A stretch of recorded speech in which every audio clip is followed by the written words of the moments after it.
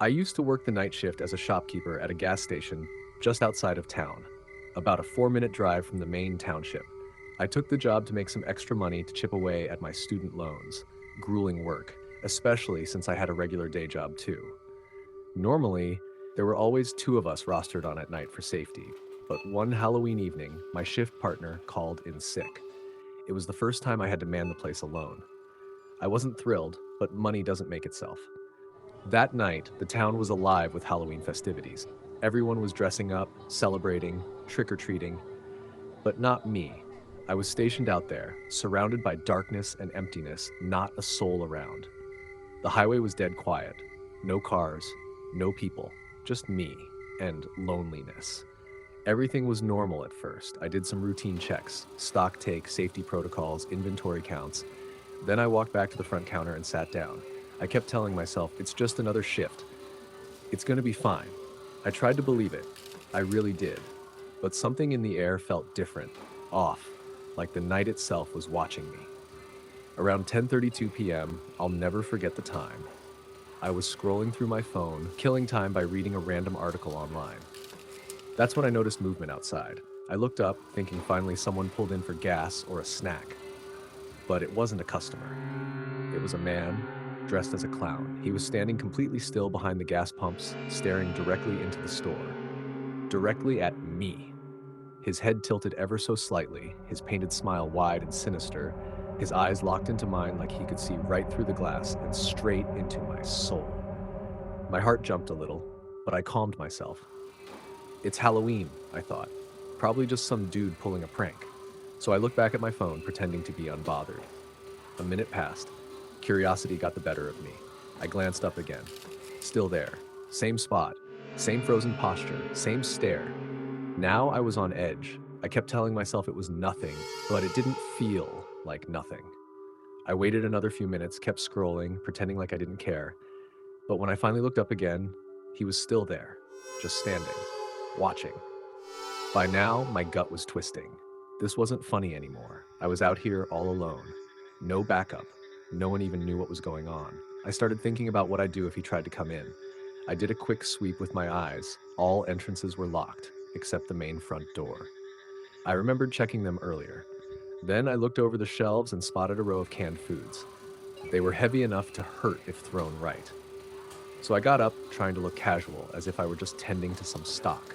As I walked through the aisles, I could feel his gaze following me. Every movement I made, he was watching. I got to the canned goods aisle and kneeled, pretending to organize them. But behind the cover of the shelves, I was gearing up for war. I lined a few cans on the floor in front of me and stuffed a couple into my pockets. I kept my eyes on the front door. Then, click. The sound of the door opening sent a jolt of lightning through me. This is it, I thought. He's coming in. I jumped up, cans in hand, ready to unleash every bit of adrenaline-charged fury I had. My heart was pounding like a war drum. But when I turned toward the door, it wasn't him. It was a group of college students. 4 of them. 2 guys, 2 girls. They looked cheerful, dressed in costume, laughing, talking. They greeted me as they walked in, completely unaware that just moments ago I was a human grenade about to go off. I forced a smile and pretended I was just restocking shelves. They told me they'd just left a Halloween party and were stopping by to grab snacks before curfew. We chatted a bit. I asked if they saw anyone outside on their way in.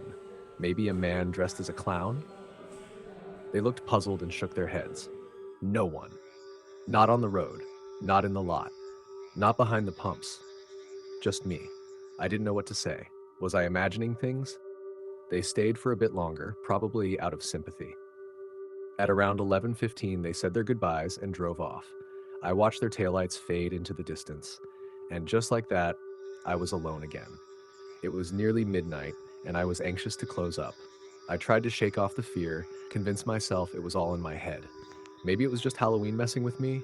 Maybe that clown wasn't even real.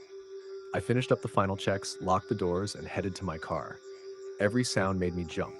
Every shadow looked like it was moving. I got in, started the engine, and took off. Relief washed over me as I pulled onto the highway. But not even 5 minutes down the road, I saw him, walking out from the bushes on the side of the highway. The same clown. He stepped onto the edge of the road and waved me down, like he needed help or wanted to say something. My blood turned to ice. I didn't stop.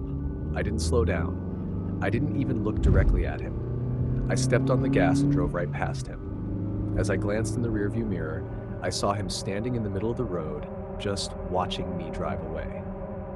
The next morning, I told my boss everything, and I quit. Told my shift partner to be cautious. Warned him about the clown, the man. I've never gone back since. To this day, I don't know who he was, what he wanted, or how long he'd been out there. But one thing I do know, sometimes it's not the dead you have to be afraid of. It's the living. And on that Halloween night, I stared real fear in the face, and it was wearing a clown mask.